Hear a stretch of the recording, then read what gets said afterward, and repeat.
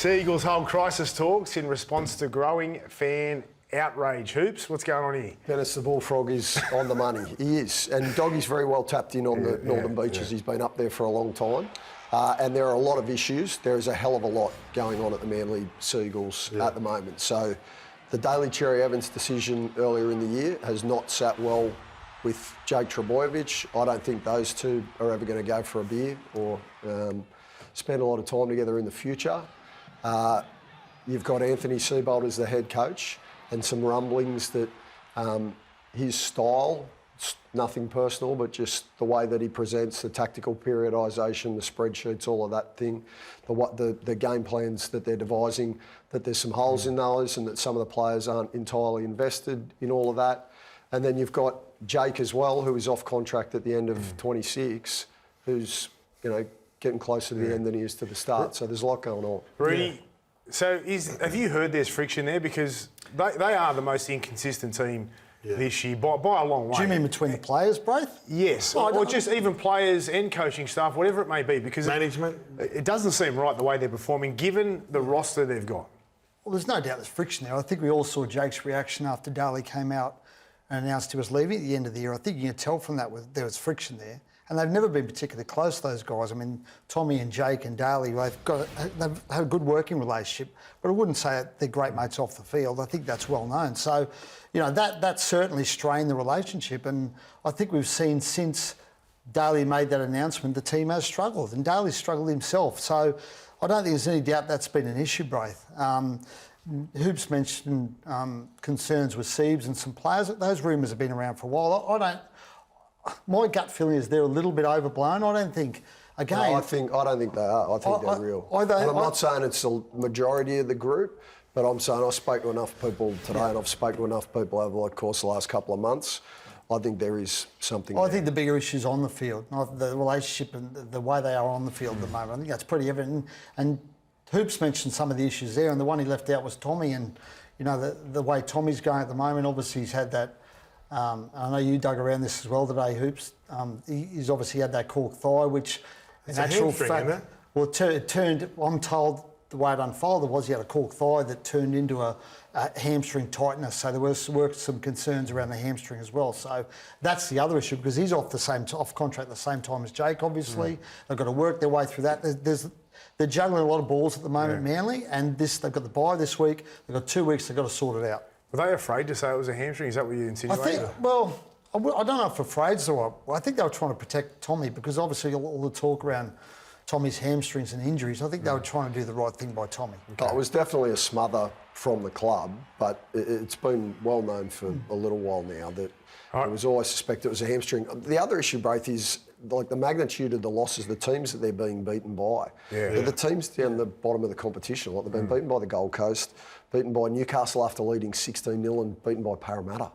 That's, for a side that was potentially talked about as a top 4 team at the beginning of the year, they need to start winning fast. It hasn't been good. And we talk about a succession plan, life after Seibold possibly. Buzz wrote an article on the weekend, mentioned Mick Innes. What's going on here? Do we have any information on that? Well, look, Siebes' contract will end at 27. And when they did the extension, I think Siebes sort of intimated that at the end of that contract, he would look to step away from the head coaching role. And in the process of those talks, they talked about a potential succession plan, and names were raised. Mick was one of the names that was raised. He's got a great relationship with a lot of the players there. They like him. So Seibold's only got 2.5 years max at the club. Well, when they did that extension, that was how he was looking at the future, yes. At the end of 27... He doesn't want to coach after that? I don't think his plan is to keep coaching after 27. Isn't that dangerous? Because normally, the best coaches in our game are coaches. They're like life coaches. They want to... that's their job for the rest of their life. Yeah, well, normally when they're dedicated I would imagine Siebes would stay involved in the game, Gordy. I don't think he'll step away from the game. Get more into management or something like that. Well, there's talk about, I think Buzz raised it, was talk about maybe being a general manager of football or a head of footy or stepping back in a role where there's less focus on him because he's been through a hell of a lot in the last 5, 6, 7 years with everything that happened at Brisbane and it's been difficult. Just on Mick would have to become a full-time coach. Well, that's the concern, right? The Mick's, obviously he's on the coaching staff there at the moment, but he's not a full-time assistant. And I think that, if it was to go down this path, you would imagine Mick would have to become a full-time assistant maybe next year or the year after, and then that would bleed into becoming the head coach eventually. Well, you'd have to do a really good apprenticeship. You'd have to get your feet under the desk pretty quick. That's what I'd be thinking, because you'd want to learn the most about players and watch the mistakes that you don't want to make yourself. He has coached now for a while at a few clubs, but they don't consider that enough, or? Yeah, but full-time coaching's not the X's and O's. Coaching is being around the group and making sure that everything's all right after it. That's what I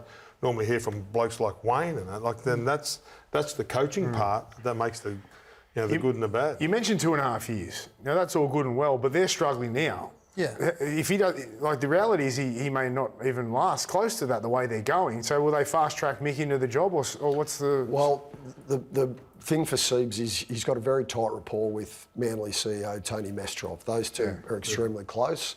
So I think that guarantees his position, and the fact that they only signed that extension, what was it, October last year? It was only the back end of last year. I don't like this agreement. I don't like this arrangement at all. I think it's got funnel webs all over it. I don't think it's a formal arrangement, though, Hoops. It's not something that's in writing. I think it was just spoken about as part of the negotiations. I haven't spoken to Siebes about whether he's changed his mind, but I still think that's the path he wants to go down. But it's not a formal thing. Like there's not a formal contract that says we're going to bring on we've got a succession plan formally outlined. I think but it's part of the negotiation. It's out there now. It's been spoken about.